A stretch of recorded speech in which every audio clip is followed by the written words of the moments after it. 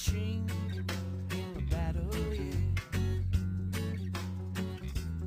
Say what you want about me, yeah, but I'm a living in the green world, and I need the air to breathe. Some will say you gotta get your kicks by removing love from a natural chip. But metal will rust and money will burn, yeah. And on the final page I ask, were you living in the green world? And did you give some in return?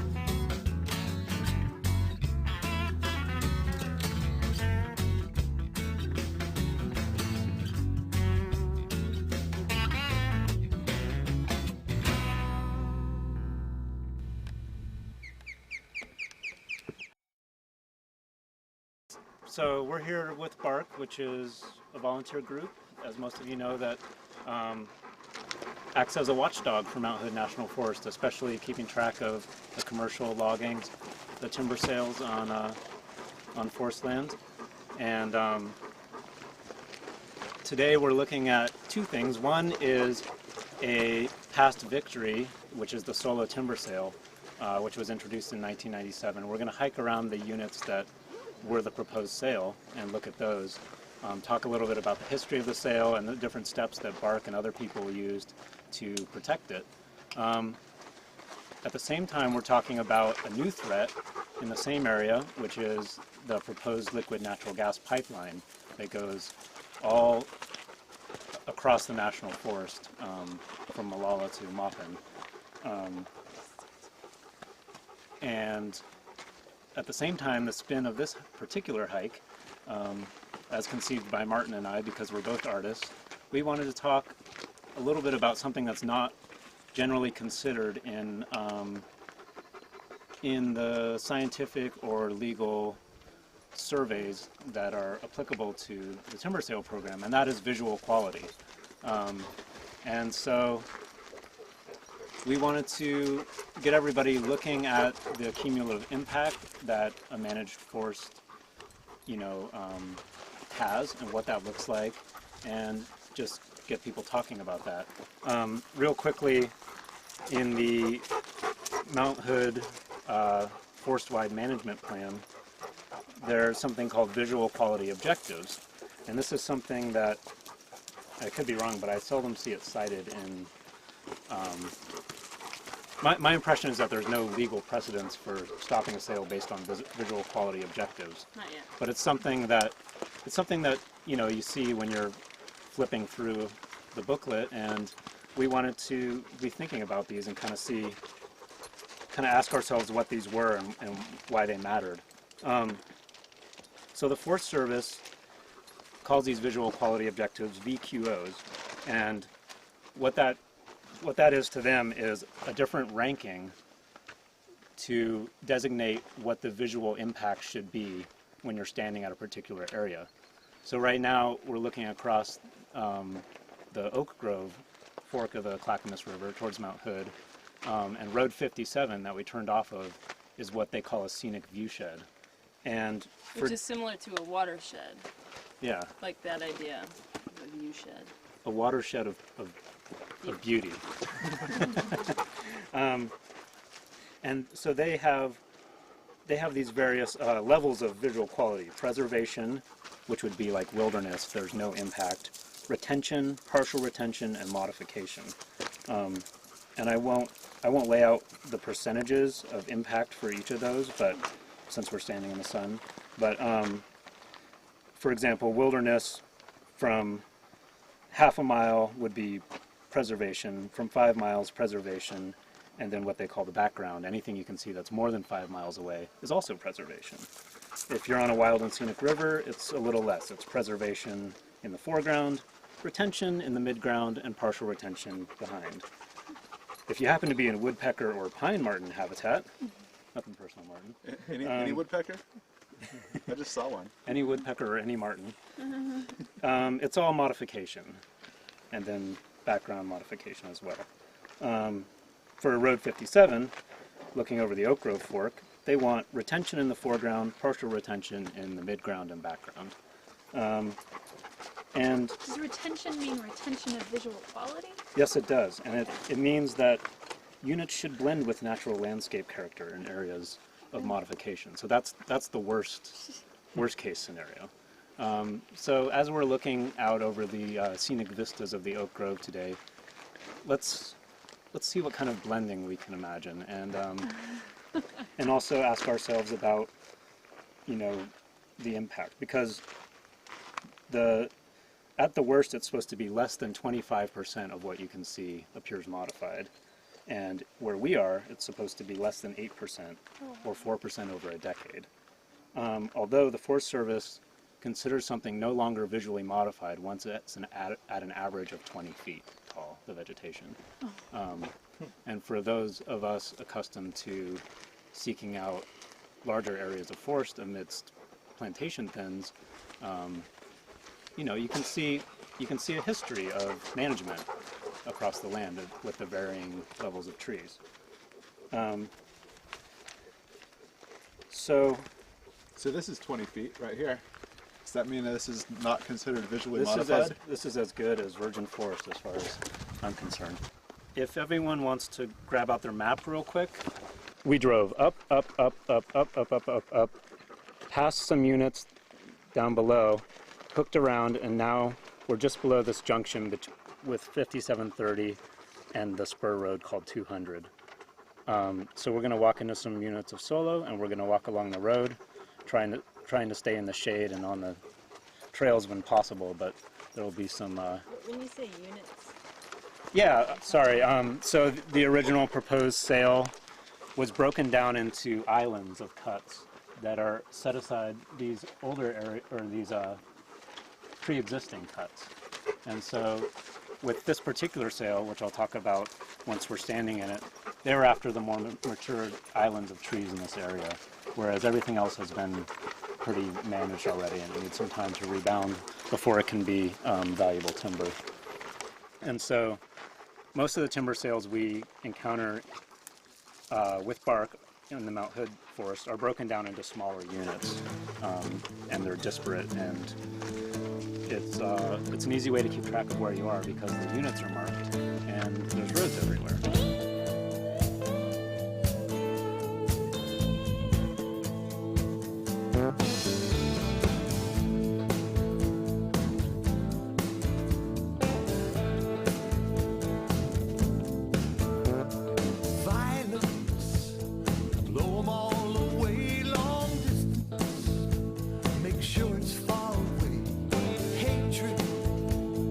Anything you say, you create your end.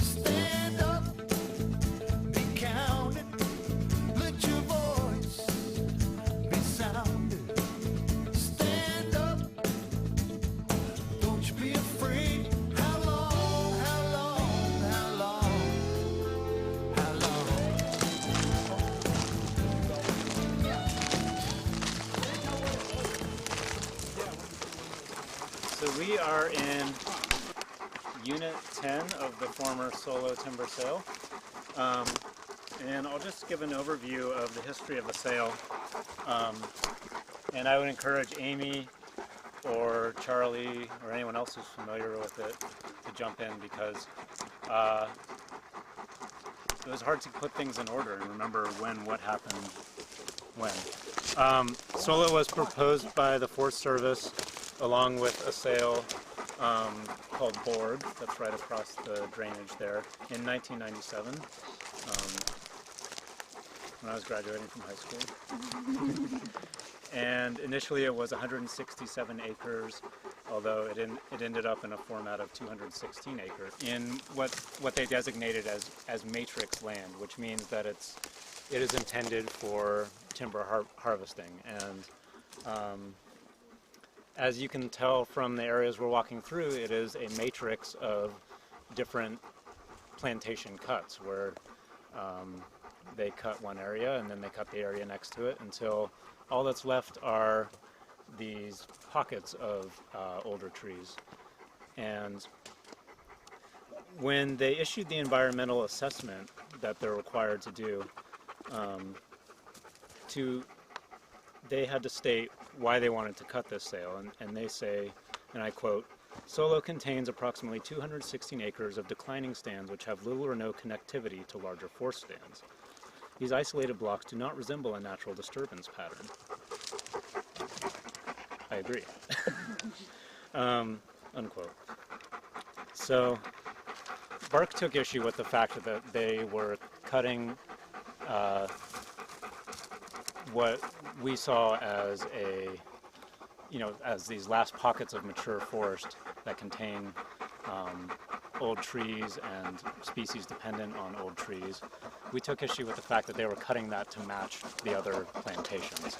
We thought that was just not appropriate. As a sale is proposed, it enters various stages, and for the most part, citizens are allowed to get involved at a couple different stages of the planning process. They initially scope the sale, and then they issue an EA, and you're allowed to comment on the EA, and they're supposed to consider your comments. And so Bark was involved with this as a campaign sale early on, and leading several barkabouts. And one of those barkabouts, which is what we're on today, the second Sunday hikes, one of those barkabouts discovered a rare lichen in Unit 14, which if we have time we'll go look at today. And it's called Pseudocyphalaria rainierensis. Oh, that one. AKA old growth specklebelly. And it's actually quite rare, and it only grows in mature forest, and this one was growing on an old it still is growing on an old yew tree. And there's a lot of yew in this forest, and a lot of mature yew, which is kind of uncommon to see in Mount Hood. And so Bark brought this lichen to the Forest Service's attention, and they claimed it wasn't there, and we showed them where it was, and so they put a little buffer around it. And this and other data and evidence supported our case for an appeal against the sale, which was overturned. And then Bark and 3 other groups, ONRC, Cascadia Wildlands Project, and American Lands Alliance, brought the case to court. They sued the Forest Service in 2003, saying that they had not properly surveyed, they had not properly fulfilled their duties to survey for rare species and then to manage appropriately for protecting those rare species, because obviously they hadn't. And the judge agreed with us, and he issued a temporary injunction against logging in the sale. Meanwhile, the sale's progressing forward, and the Forest Service is ready to auction it off to a timber contractor, which will then take the logs. And so in the forest defense community, there was an urgent response to this, and it was auctioned off twice, initially to Thomas Creek Lumber, and they, in some snafu, were not awarded the contract, and then it was auctioned again in 2003, and Frere's Lumber bought it, and Bark was already real familiar with Frere's because they had bought some pretty controversial sales already, and they have a history of hating us. And Mutually. so there's two things happening at once. Bark and these other groups are fighting the case in court, and at the same time, concerned citizens mounted a direct action campaign, and we're looking at what used to be the tree sit back here, in that tall tree right there. You can see the ropes going up, and it also included road blockades should the logging trucks arrive. And it never came to that because the judge issued a temporary injunction and asked the Forest Service to prepare a supplementary environmental assessment because he found that they hadn't, spent enough time surveying and managing for endangered species. And the Forest Service responded to that by issuing an SEA, and they kind of copped a little attitude with the judge and said, we did it right the first time. They didn't really provide any further information, as I recall. Is that right, Charlie? That's true. Yeah, they pretty much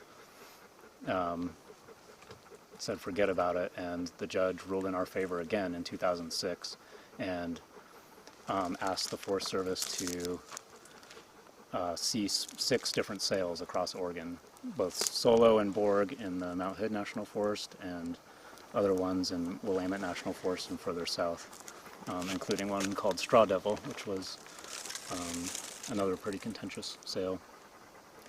And so that was a big victory for Bark because it had been a big campaign with lots of people from different parts of the forest community combining to protect it. And we led some victory hikes to the area, and now solo's threatened again because it was only 2007 that it was officially canceled, and then here just 1 year later, Palomar pipeline is proposed cutting through these units. It goes just outside of Unit 10 here, so you could see it from the old tree sit, and then it goes straight through Units 11 and 8. And we're going to find the pipeline route and talk more about that project and also hike along it. Big brother, sleeping in your bed, big trouble, right upside your head. Big money, steal away your bread, take it right beneath your nose.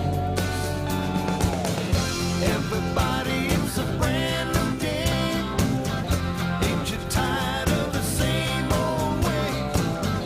Pay 'em back and soon you'll find that eye for an eye makes the whole world blind. Stand up, be strong.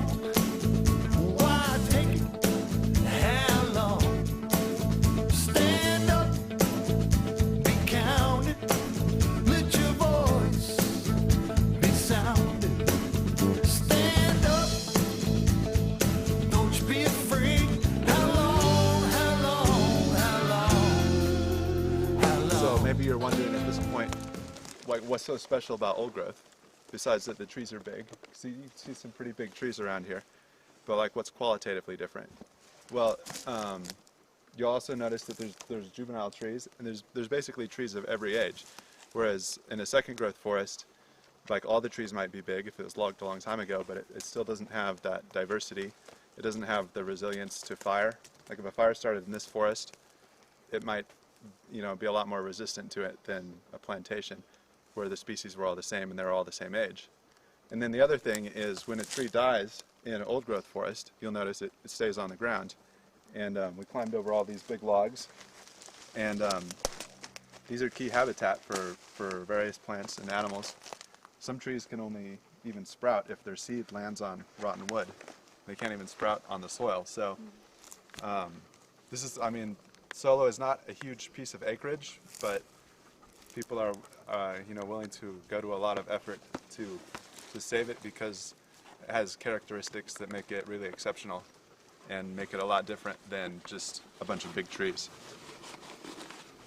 And it's a survivor. It's like seeing these last stands of mature trees. I think it's like that's scrappy. That's got pluck. It's worth sticking up. Yeah, and how much old growth is left? Is it about 5% of the original forest That's nationwide, though. nationwide?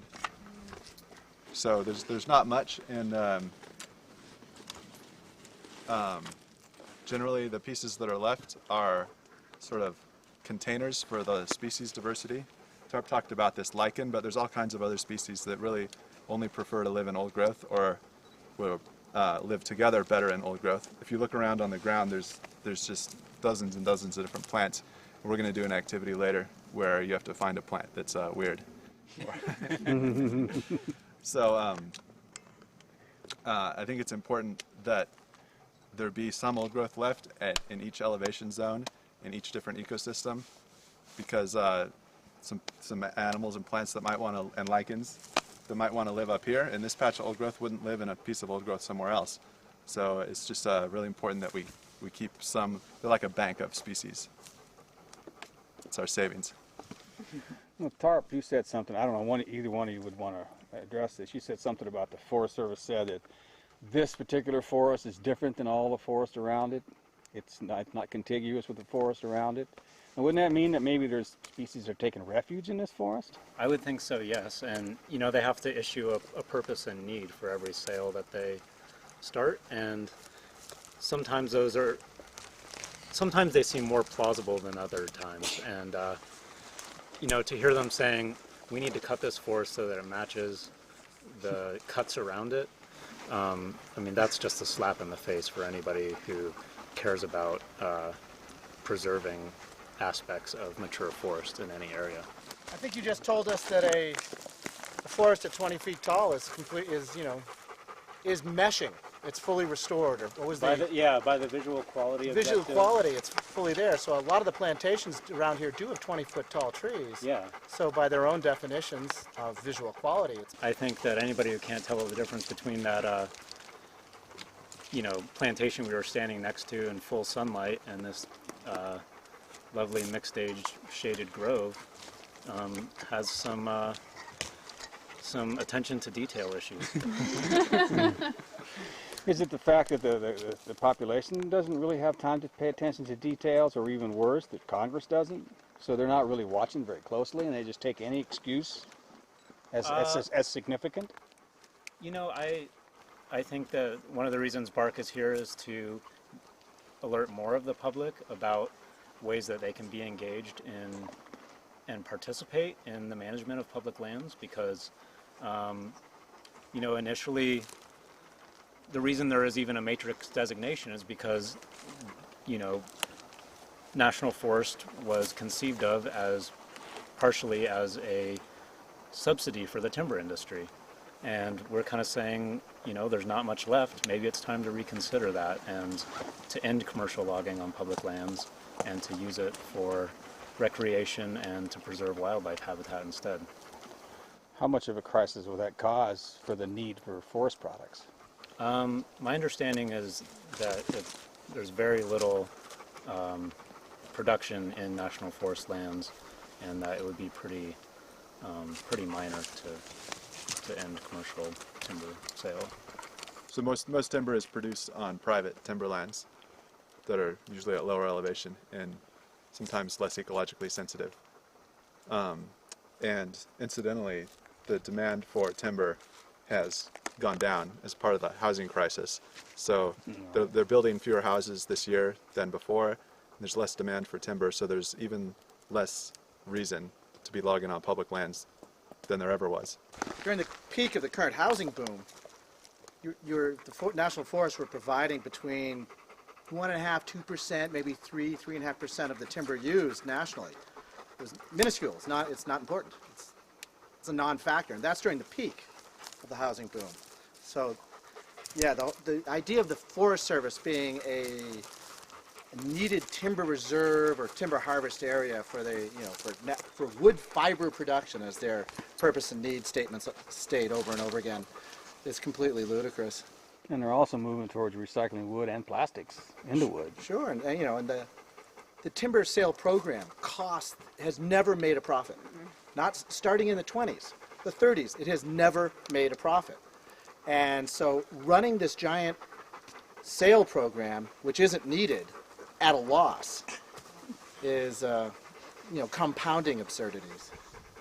These are called pine drops, and the interesting thing about them, they just happen to be growing right in front of where we're standing here.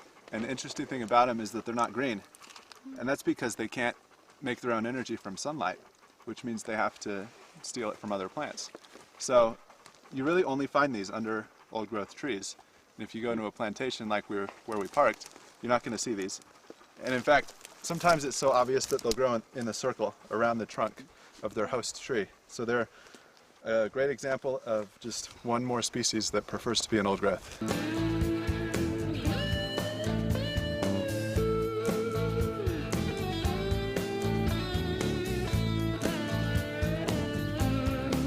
Oh, glory, careful where you trod, old story, ain't nothing but fraud. One nation, divided under God, and he's always on your side.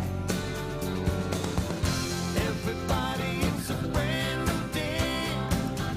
Ain't you tired of the same old way? Pay 'em back and soon you'll find an eye for an eye makes the whole world blind. Stand up, be strong. Why take it? How long? Stand up, be counted. Let your voice be sounded. Stand up, be strong.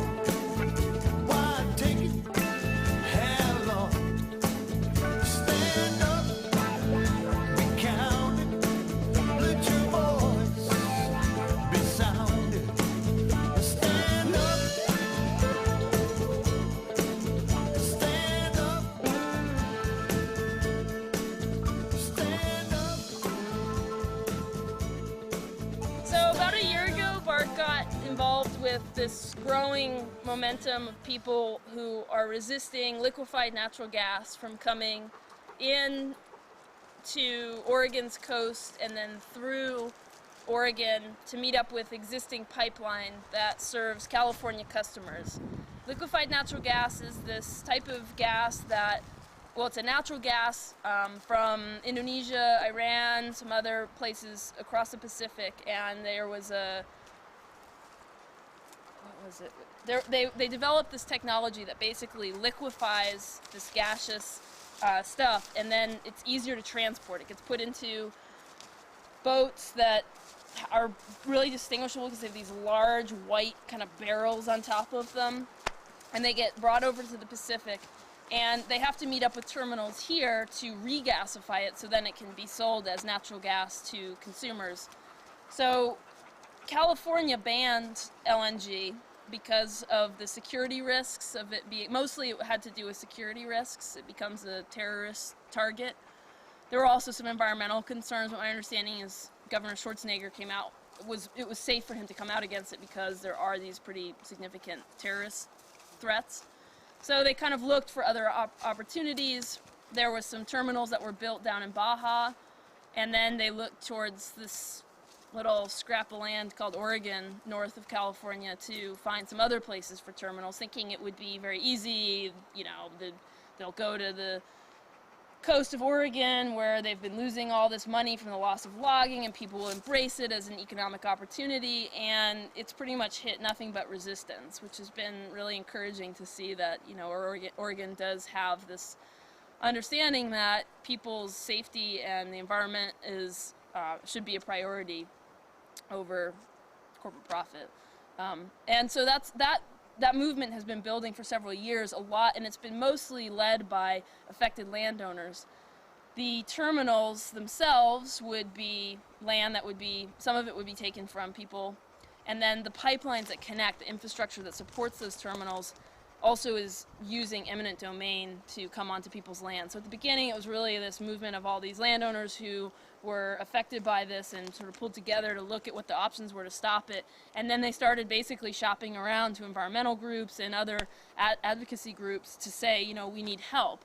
And for a lot of movements of resistance, that's a really scary moment, because you could be really easily co-opted by a very large organization that wants to kind of have the glory for themselves. And what was a really amazing thing is that these landowners were so well organized and were so communicative between each other and their different towns, that when the groups came in, it was kind of like, including groups like Bark, we were kind of like, wow, we have something to learn from these people. We can't just come in and say, this is how we're going to do things. So, but I got involved because I actually got invited to come out and kind of speak to a group of them and talk about what it's like to do place-based organizing, which is what BART considers, you know, that's our work. We focus on Mount Hood and we keep people focused on an area. And so we were talking about how do you build up, you know, love of a place, because that can really help with your advocacy and with your issue. And I was so inspired by the way that they had organized that I came back and said, you know, there's a part of the pipeline that goes through Mount Hood, and I think we should try to help with this effort by getting involved and do what we can as really strong advocates for Mount Hood. And so BARC has been really involved with the coalition, but I think what has been really good for us is that we stand very strong on Mount Hood issues because we know Mount Hood. We've walked these forests, we've walked this timber sale how many times, and we know it as well as a landowner knows their own land and can be strong advocates for that area of the pipeline. So in that way, it's been this really exciting resistance movement growing, and we're frankly honored to even be part of it. And it also makes me feel really hopeful. So about five months ago, I was getting cabin fever in the office and starting to think about what we could do this summer for some of our work, and we always do some ground truthing stuff, so I started thinking about like what are some creative kind of ground truthing stuff we could do, and I started thinking about the pipeline, and I came up with the idea to walk the whole thing. I feel like there's this really wonderful history of people doing long walks as part of a protest. You know, there's been a lot of people in history who have sort of done that, and I kind of thought, you know, we could do that. We could kind of take that essence, that thing where somebody says, I'm just going to walk the whole darn thing, and people are immediately like, well, why would you do that? And then you have that question and you can answer it, and that's a great opportunity to do some education. So I took this opportunity to start thinking about how we could walk the entire pipeline. The more I looked at the maps, the few maps we could get, the more I realized it was going to be a really huge feat, and we couldn't just do it, you know, over a weekend.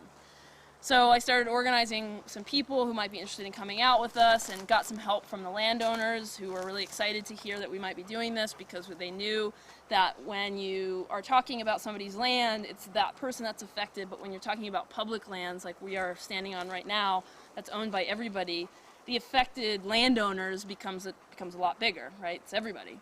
So a lot of people helped me with this and helped organize it, and then I had this idea, I don't know, maybe 2 months before we left. I was thinking, okay, well, we need to make sure we take lots of pictures, because whenever you're out documenting an area, getting pictures of it is really important. It's sometimes hard to remember everything when you get back. But one of the things that BARC's learned over the years is how hard it is to take a picture in the forest. I don't know if anybody's ever played around with that, but taking a picture in the forest is basically like taking a picture of a lot of light, and a lot of different kinds of light, and then a lot of green. And those two things playing off often makes a really difficult picture to really explain what you're looking at. So I consulted the artist in the family and asked, you know, what color would show up really strong, and orange shows up really strong, which is maybe why they chose orange to flag this whole thing against green. And so we started playing around with the idea of putting some orange in to the pictures so that we could see what it is that's being affected. And so I traveled with this thing while I was walking, and every day, a couple times of the day, would set it up so that you could see everything behind this piece of fabric will be logged. We decided to just do 50 feet of the fabric because I wanted to make sure that if at any point Palomar was able to say, well, that's an area we're only putting at 50 feet, then we wouldn't have had a picture of 100 feet. But this way, there's no way that it's going to be less than 50 feet when they construct this thing. It will be more than 50 feet of clear cutting at any point. And so I want to be in a position where if they start to question this project, we can say, oh, well, maybe actually it's bigger than that. Sorry, we didn't get all the trees in the shot.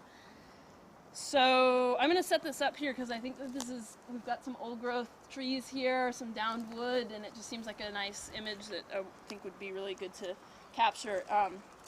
People can kind of set for a minute while I get it set up. It's kind of doesn't take too long. I thought of this project just to help you kind of get down and dirty in the forest and find something you've never seen before.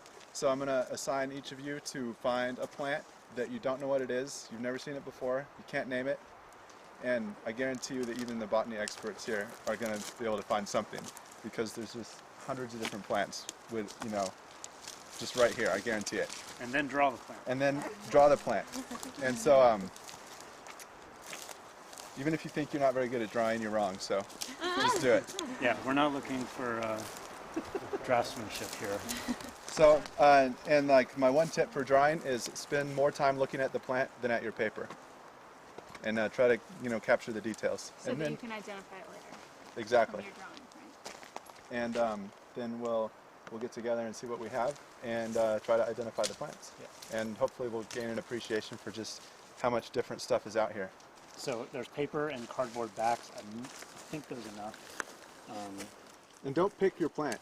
Like, leave it in the ground and dry it. Good point.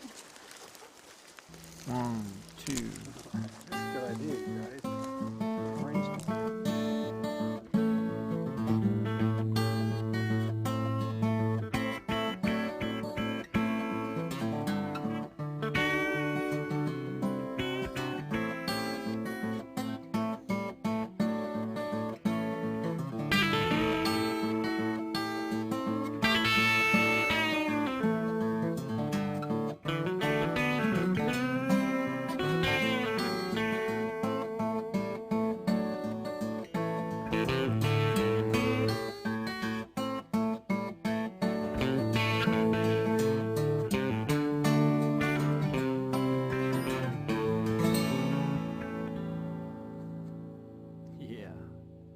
It was very dark green, but it had white spines In the leaf. in the leaf.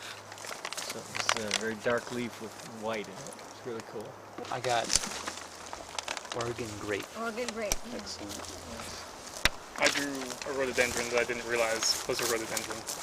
For our last half an hour, we're going to drive back down the road to Unit 14 that we passed on the way in and take a quick look at the old growth speckle belly.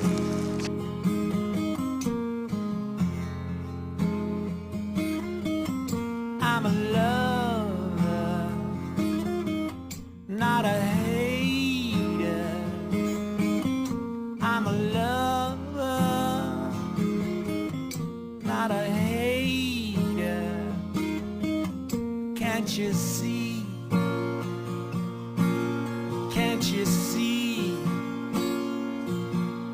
In my eyes, they're at peace. There's no war to be had. There's no war to be had from me.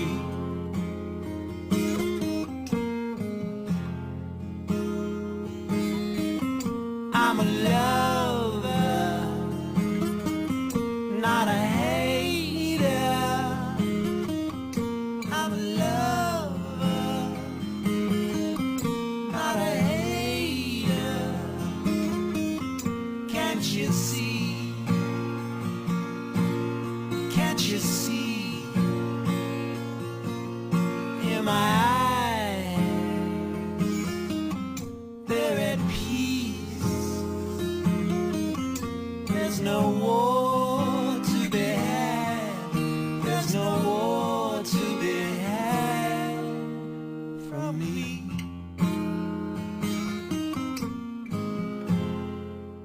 So I just want to thank everyone for coming out here, and we just saw a black bear in the middle of the road. You guys did it just now? Yeah, All right. way down here.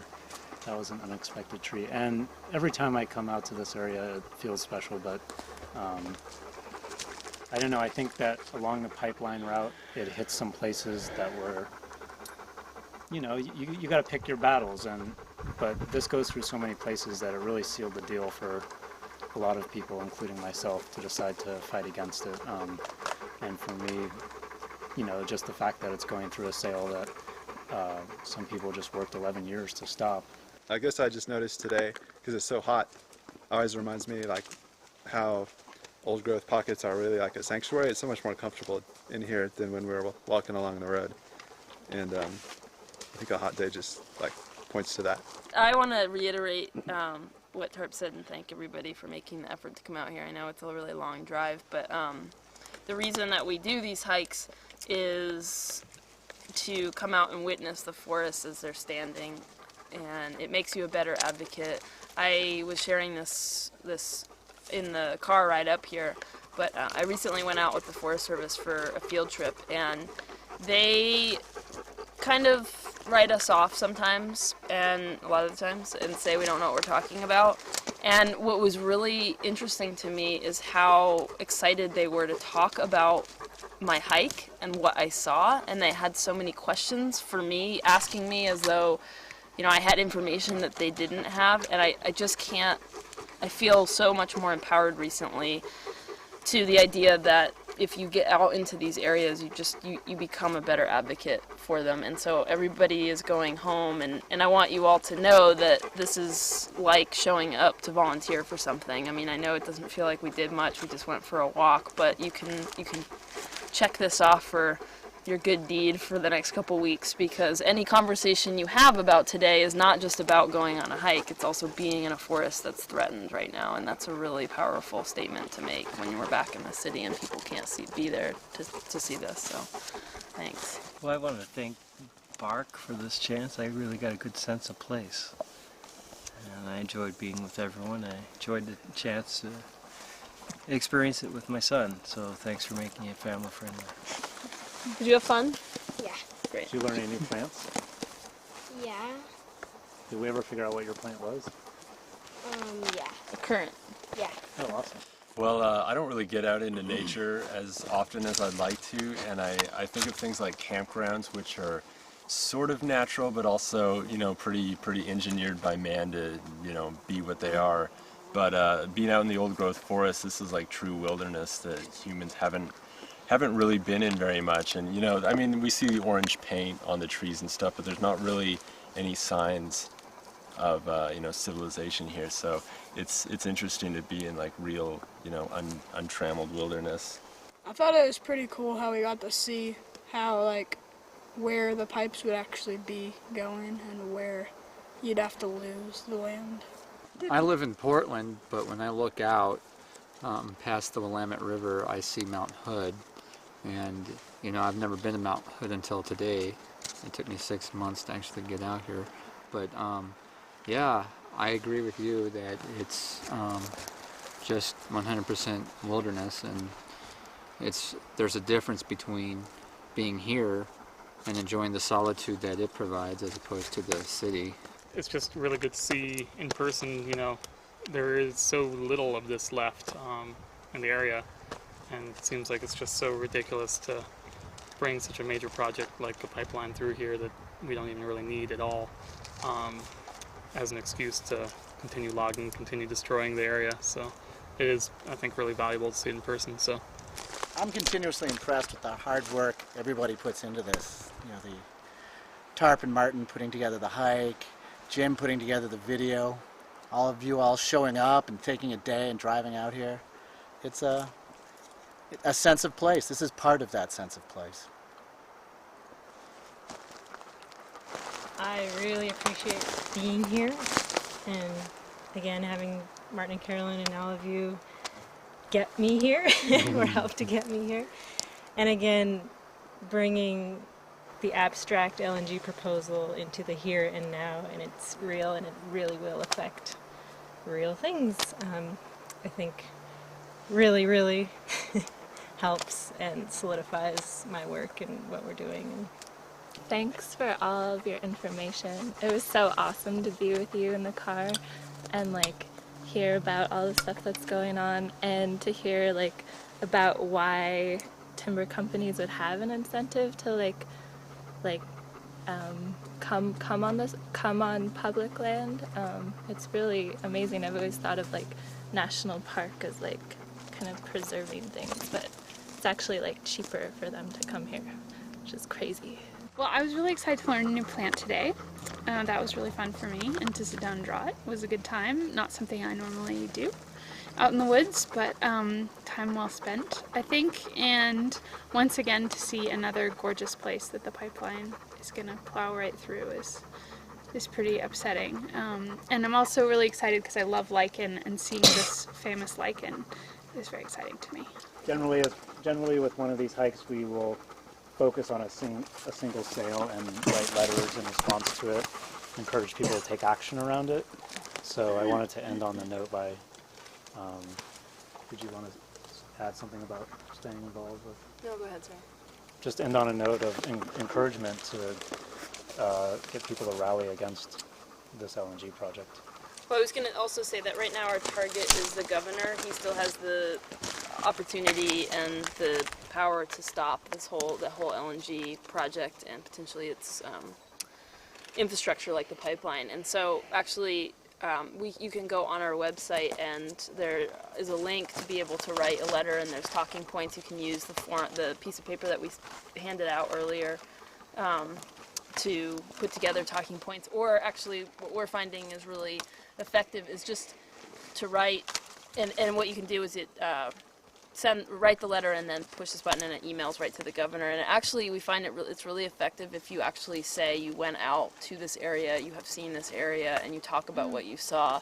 Don't get too hung up on the nitty-gritty of the project. I mean, you know as much about this part of the project as anybody now, so we've been at one. So. Also, just over the next week, as you talk to your friends, just tell them what you saw out here. Yeah.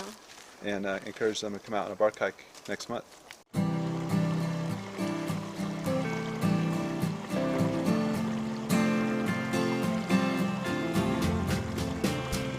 Nothing is left untouched these days. Powerful men seek to die,